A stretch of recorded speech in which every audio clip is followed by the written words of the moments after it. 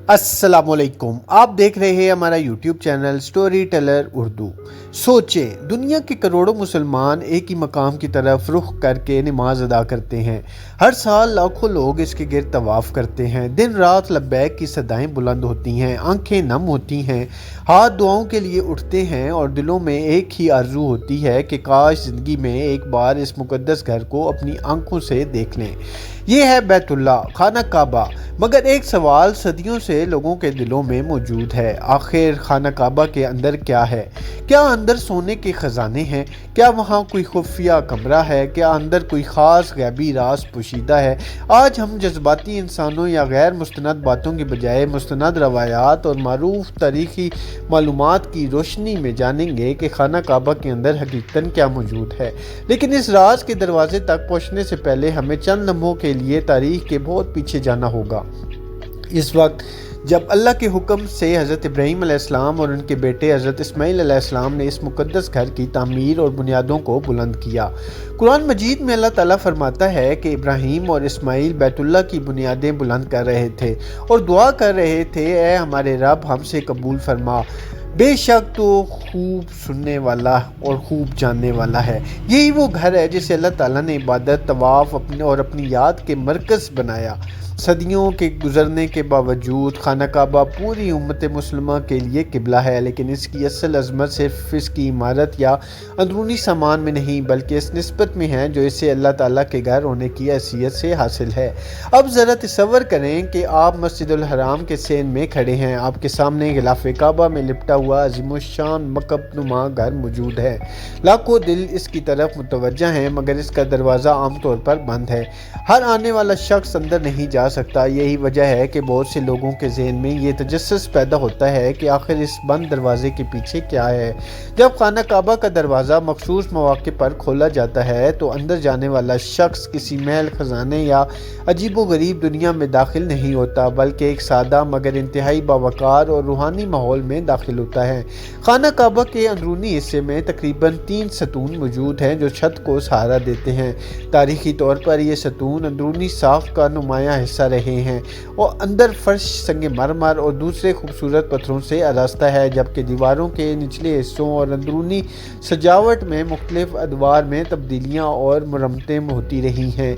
अंदरूनी दीवारों पर इस्लामी तर्ज की खताती और बाज़ मकामात पर काबा की देखभाल और तारीखी तामीरात से मुतल्लिक तहरीरें भी मौजूद रही हैं। ये सब चीज़ें मुख्तलिफ अदवार में होने वाली तामीर, तज़य्युन और मरम्मत के साथ तब्दील या तजदीद होती रही हैं। काबा के अंदर एक छत तक पहुंचने का रास्ता भी मौजूद है जिसके ज़रिए मखसूस ज़िम्मेदार अफराद ज़रूरत के वक्त ऊपर जा सकते हैं। अंदरूनी हिस्से में रोशनी के लिए चिरागों या जदीद दौर में बरकी रोशनी का इंतज़ाम भी किया जाता है।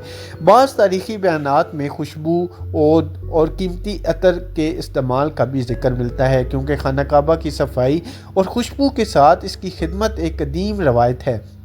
लेकिन यहाँ एक बात बहुत अहम है, खाना काबा के अंदर ना कोई कब्र मौजूद है, ना किसी या नबी या सहाबी की तदफीन साबित है, ना वहाँ कोई ऐसा खुफिया ख़जाना मौजूद होने की मुस्तनद इस्लामी दलील है जिसके बारे में आम तौर पर हैरत अंगेज़ कहानियाँ सुनाई जाती हैं। बहुत सी वीडियोज़ और सोशल मीडिया पोस्ट में खाना काबा के अंदर के बारे में अजीब व गरीब दावे किए जाते हैं, मगर मुसलमान के लिए ज़रूरी है कि मुक़द्दस मकामात के बारे में सिर्फ मुस्तनद बात पर यकीन करें। रसूल अल्लाह सल्लल्लाहु अलैहि वसल्लम के ज़माने की एक इंतहाई अहम और मुस्तनद रवायत भी हमें खाना काबा के अंदर की कैफियत के बारे में मालूमात देती है। सही हदीस में आता है कि फ़तह मक्का के मौका पर रसूल अल्लाह सल्लल्लाहु अलैहि वसल्लम खाना काबा के अंदर तशरीफ़ ले गए। इस ज़माने में काबा के अंदर बुतों की तस्वीर और मुशरिकाना निशानात मौजूद थे। रसूल अल्लाह सल्लल्लाहु अलैहि वसल्लम ने इन निशानात को ख़त्म करवाया, क्योंकि काबा सिर्फ़ एक अल्लाह की इबादत के लिए बनाया गया था। ये मंज़र इस्लाम की तारीख़ का एक अजीम लम्हा था।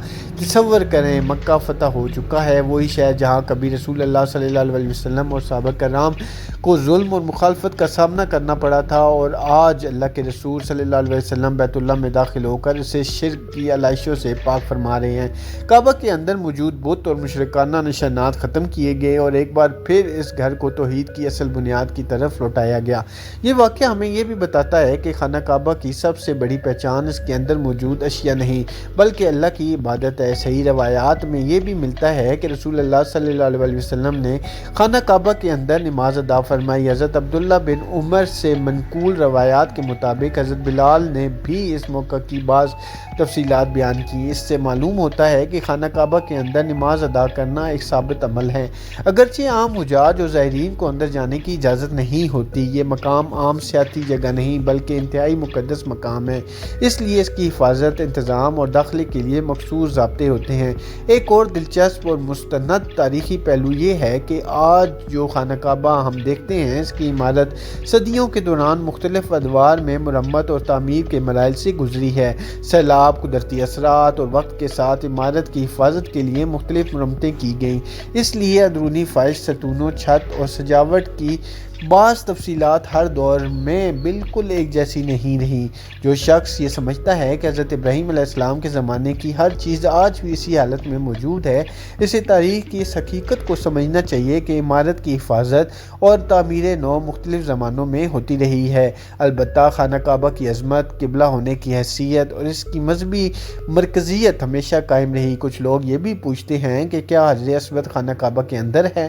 جواب یہ ہے کہ نہیں۔ حجر اسود خانہ کعبہ کے بیرونی حصے میں ایک کونے پر نصب ہے، جسے طواف کرنے والے بوسہ دینے یا استلام کرنے کی کوشش کرتے ہیں اگر ممکن ہو تو سنت کے مطابق، اور اگر ہجوم یا نقصان کا خطرہ ہو تو اشارہ کر لینا کافی ہے۔ اسی طرح ملتزم بھی خانہ کعبہ کے باہر دروازے اور حجر اسود کے درمیان والا حصہ ہے، لہٰذا خانہ کعبہ کے اندر موجود چیزوں کے بارے میں بات کرتے ہوئے ان مقامات کو اندرونی حصے سے الگ سمجھنا ضروری ہے۔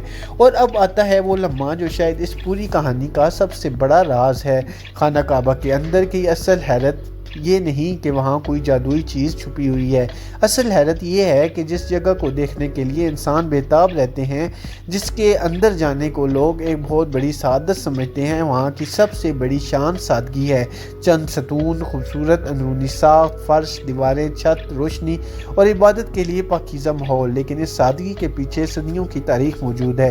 حضرت ابراہیم علیہ السلام کی اطاعت، حضرت اسماعیل علیہ السلام کی معاونت، انبیاء کی نسبت، رسول اللہ صلی اللہ علیہ وسلم کی آمد، فتح مکہ کا عظیم منظر، شرک کی علامتوں کا خاتمہ اور پھر پوری دنیا کے مسلمانوں کا ایک ہی قبلے پر جمع ہو جانا، شاید یہی وہ حقیقت ہے جسے سمجھنے کے بعد انسان کو معلوم ہوتا ہے کہ خانہ کعبہ کی عظمت اس کے اندر چھپے کسی خزانے میں نہیں بلکہ اس پیغام میں ہے کہ جو یہ گھر پوری انسانیت کو دیتا ہے، ایک اللہ، ایک قبلہ، ایک امت اور ایک عبادت کا مرکز۔ جب آپ اگلی بار خانہ کعبہ کی تصویر یا ویڈیو دیکھیں اور آپ کے دل میں سوال اٹھے کہ آخر اس کے اندر کیا ہے، تو یاد رکھیے کہ مستند معلومات کے مطابق اندر کوئی پرسرار خفیہ دنیا یا ثابت شدہ خزانہ نہیں بلکہ ایک مقدس داخلی جگہ ہے جس میں ستون، فرش، دیواریں، اندرونی ساخت اور چھت تک پہنچنے کا انتظام موجود ہے، اور جس کی سب سے بڑی تاریخی اہمیت یہ ہے کہ رسول اللہ صلی اللہ علیہ وسلم خود اس میں داخل ہوئے اور اسے توحید کے لیے پاکیزہ فرمایا۔ خانہ کعبہ کا سب سے بڑا راز شاید اس کی دیواروں کے اندر نہیں